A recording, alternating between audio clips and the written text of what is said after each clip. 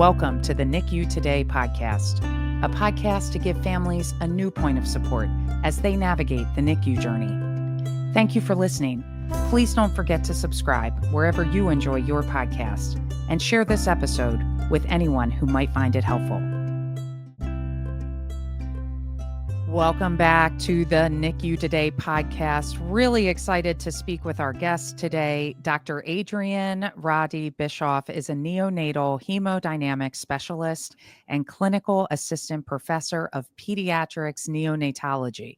Originally from Brazil, she earned her medical degree from Universidade Federal de Rio Grande do Sul and completed her pediatric residency there before pursuing advanced training in neonatal-perinatal medicine at the University of Toronto's Hospital for Sick Children.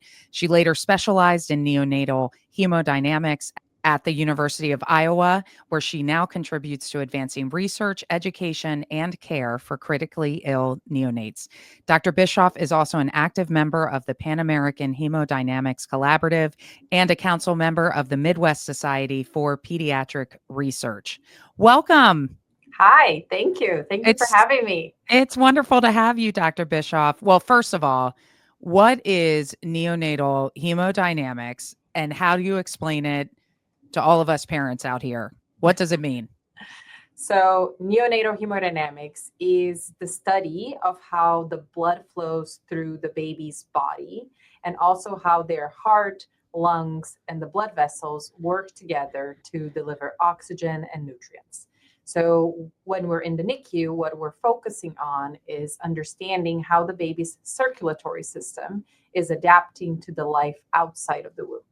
And what we use as a tool to study that are echocardiograms, which are ultrasounds of the baby's heart, but we use it in a very specialized way.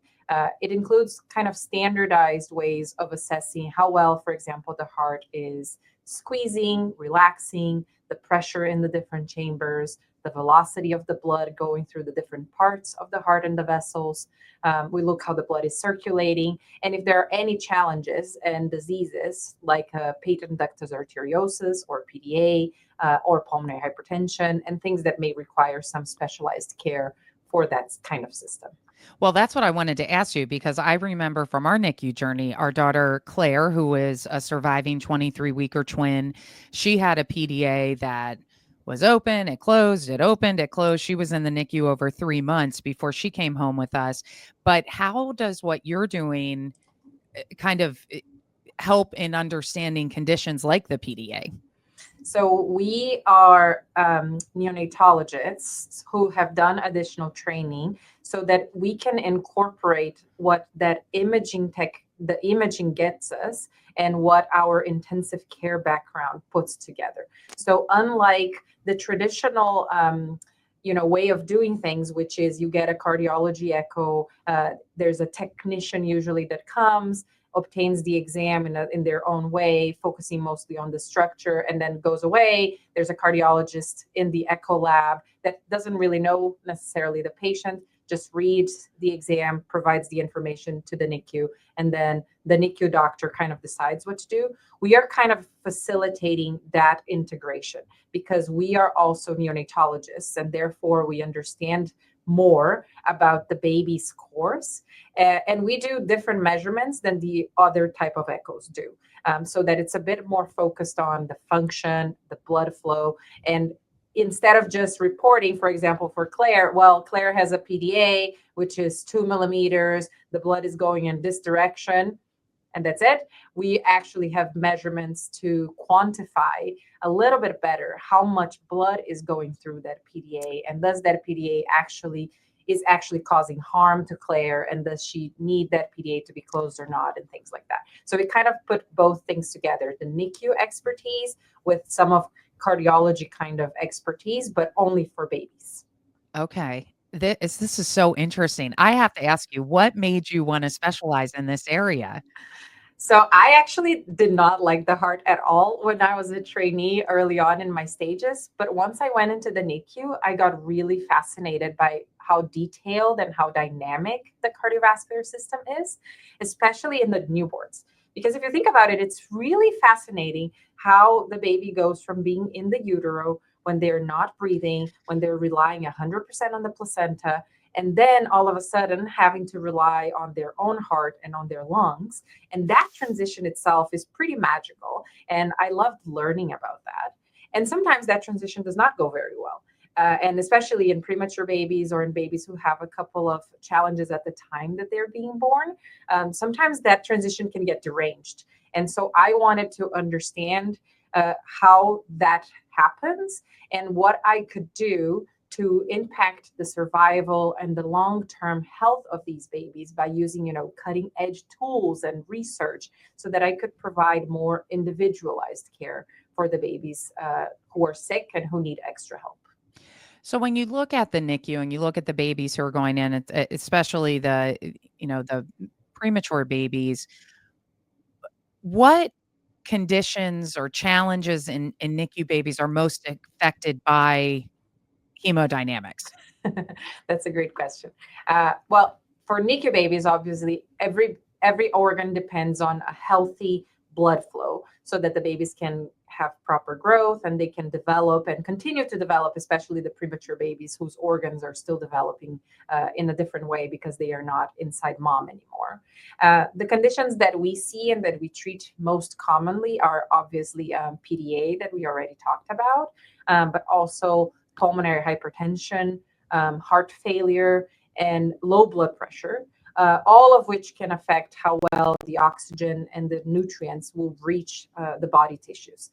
And when we understand how to manage these issues, we can reduce complications. For example, brain injury, kidney damage, developmental delays, and therefore we can give these babies the best possible start of their lives. Well, and you don't think about NICU babies having low blood pressure or, you do know about challenges with the heart. I think when you go through the NICU, probably not the full extent as a parent going in, you don't really understand it.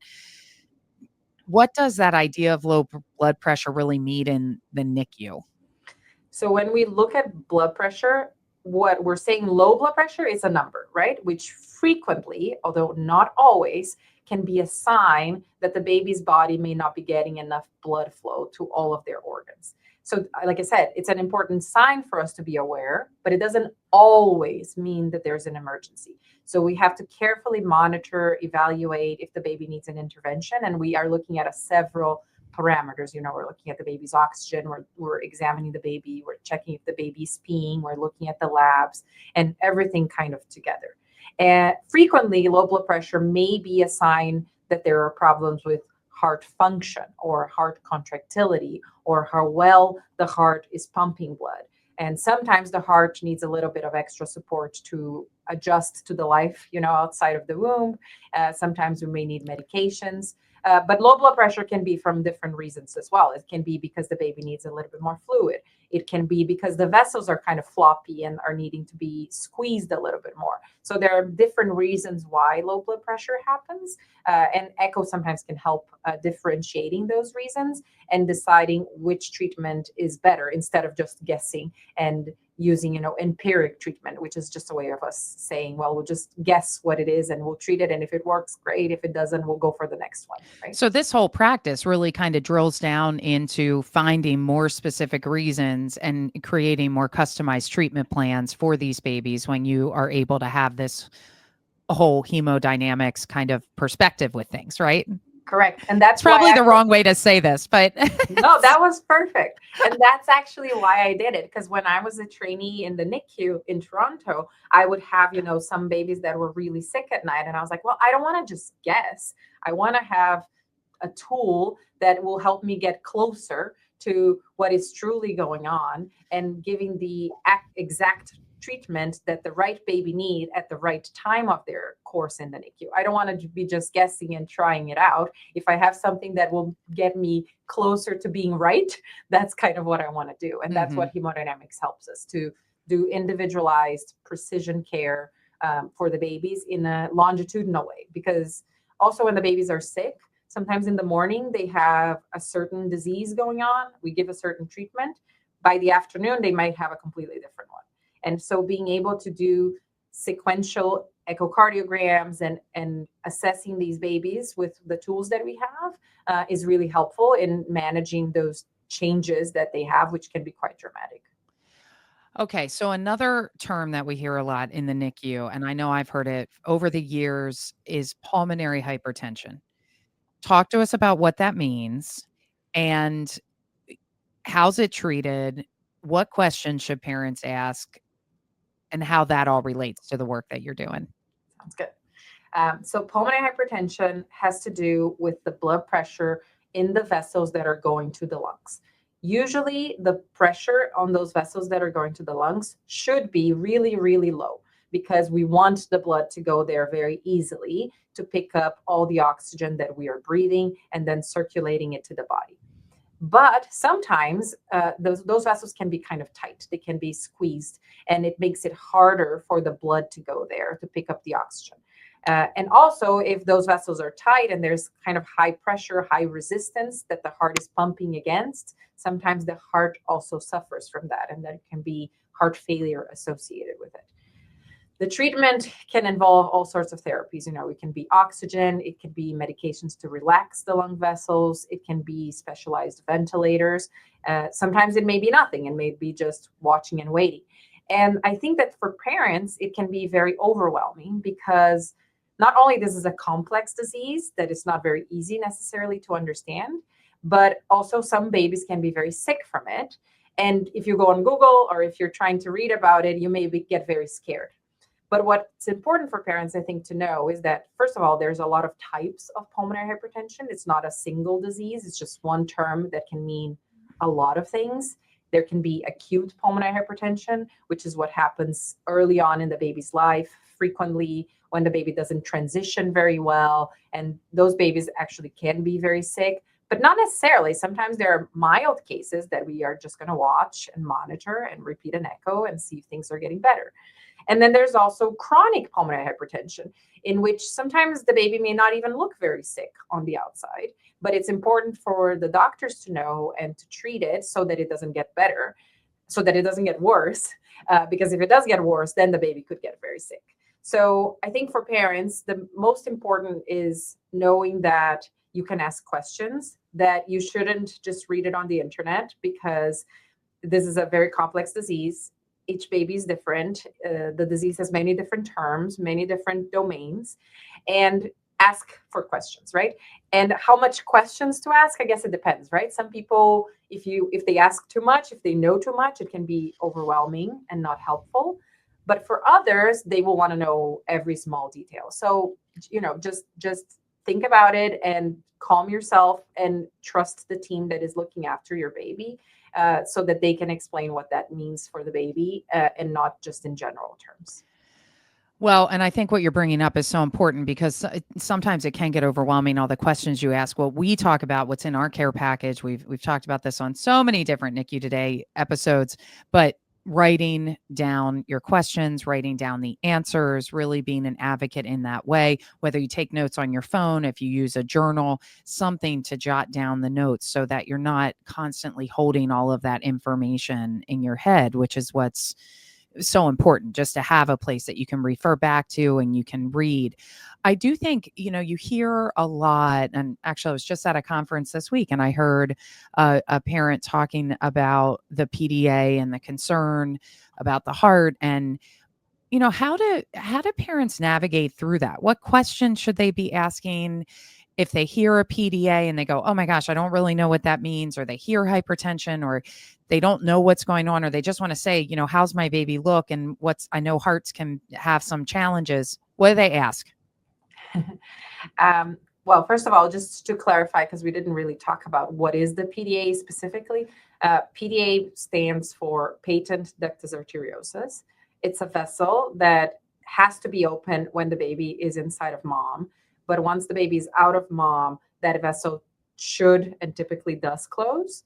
The more premature the baby, the higher the likelihood that that vessel will not close on its own or will stay open for prolonged periods of time. But just having the vessel open doesn't necessarily mean that there's a disease. Sometimes it's just something that we want to be aware, because it's not something static, right? The vessel might be there, it might be a certain size, but one day it might be smaller, one day it might be bigger, and one day it might be moving more blood through it, and another day there may not be much blood going through it. So just saying, well, there's a PDA doesn't really mean much. What is important is, how is that PDA potentially impacting my baby? Does the doctor have any concerns about that PDA sending too much blood to the lungs or taking blood away from the body? You can ask, how is my baby's heart functioning? Do you have any concerns about blood flow or about blood pressure? What are you monitoring? How are you monitoring? And what are the steps that you may take if there are changes in these parameters? And then I guess one of the other important questions is, how will some of these issues potentially impact my baby's development in the long term? If I don't treat the PDA now, or if I do treat the PDA now, what am I looking ahead when my baby is a year old, 10 years old, or 30 years old?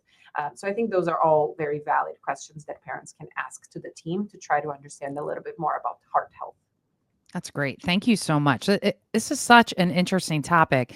And I'm so glad that you reached out to us just to share more about it. Now, neonatal hemodynamics is new. It's not something that is available in most hospitals in the US at this time, a little more established in other countries. What advice do you have for parents who do not have this resource available for their NICU babies?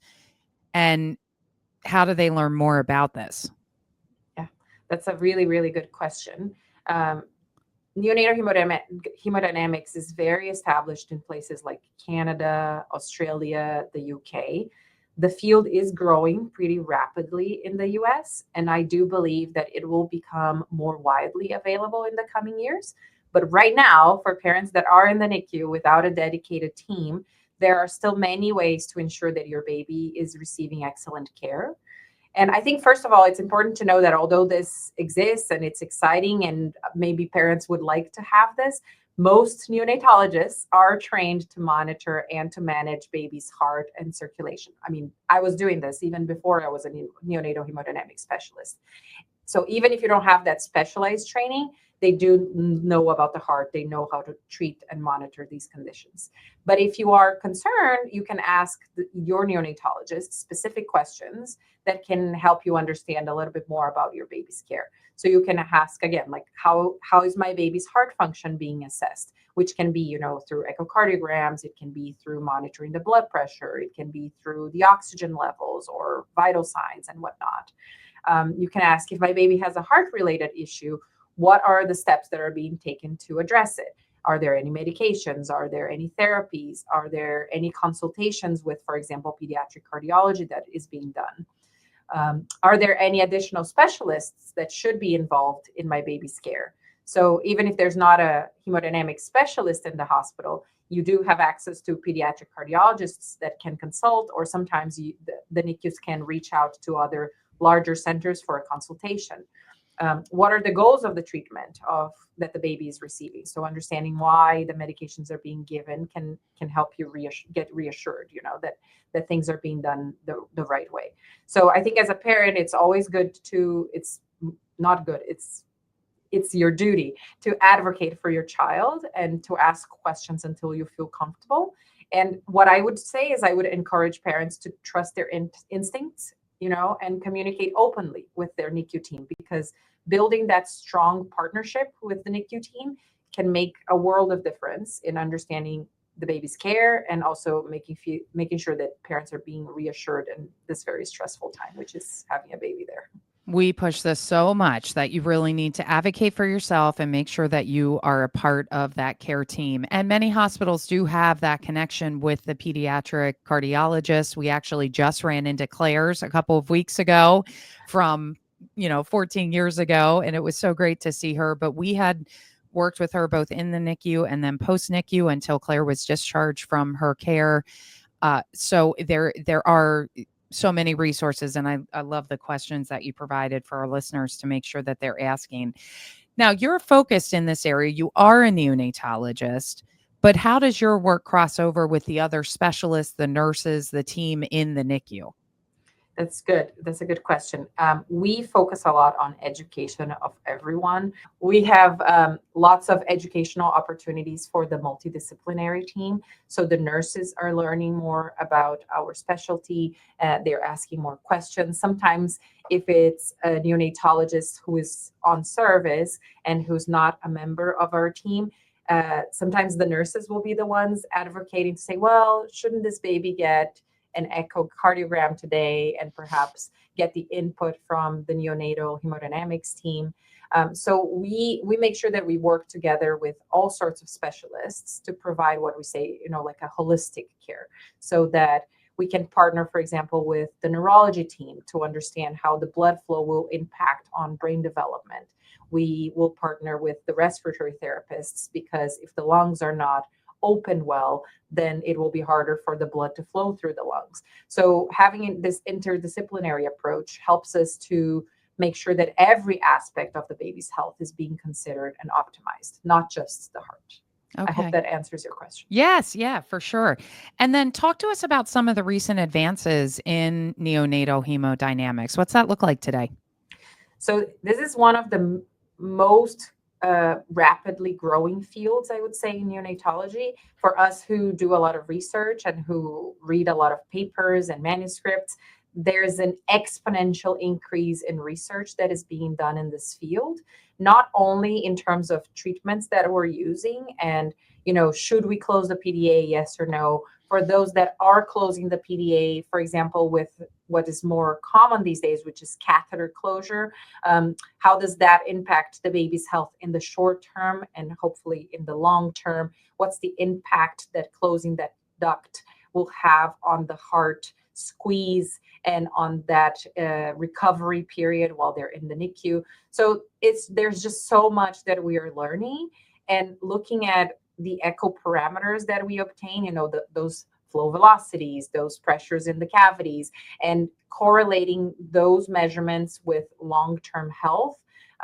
It's just so much advancement that we're seeing, and will help us continuing to learn more and tailor the treatments to each of the baby's cares. And hopefully we're improving outcomes and reducing risks. And we do have some relatively novel research that shows that implementing this more targeted approach and screening babies does improve outcomes. So for example, here at the University of Iowa, who was already a very high performance center for extremely premature babies, once neonatal hemodynamics was implemented a couple of years ago, we recently published a paper that showed that our rates of intraventricular hemorrhage, necrotizing enterocolitis, death, and all of that improved even further. And that was already in a place that had really high survival and really good outcomes for micropreemies.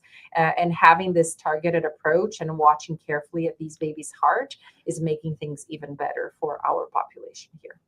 Well, you can tell that you are incredibly passionate about this area of practice. What's the most rewarding part of your job? The most rewarding part for me is seeing these tiny babies that look so fragile, and that the families are so scared, and there's so many unknowns early in their life. Getting to see them grow, getting to see them become stronger, seeing them thrive. There are some babies that I do research. I follow them every week. I see them getting improvements. They came off the ventilator today. Now they came off their CPAP. Now they're starting to eat. And that just makes it very rewarding and very valuable to be here every day. It's hard work. I'm constantly exhausted, but it's worth it, because if I can try to help families have a healthy baby at home so that they can have the experiences that I have with my own babies at home, that just makes it all worth it.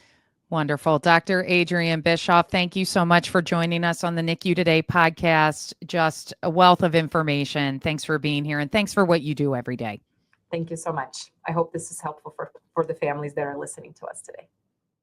Thank you for tuning in to the NICU Today podcast, brought to you by Today is a Good Day. Learn more at todayisagoodday.org.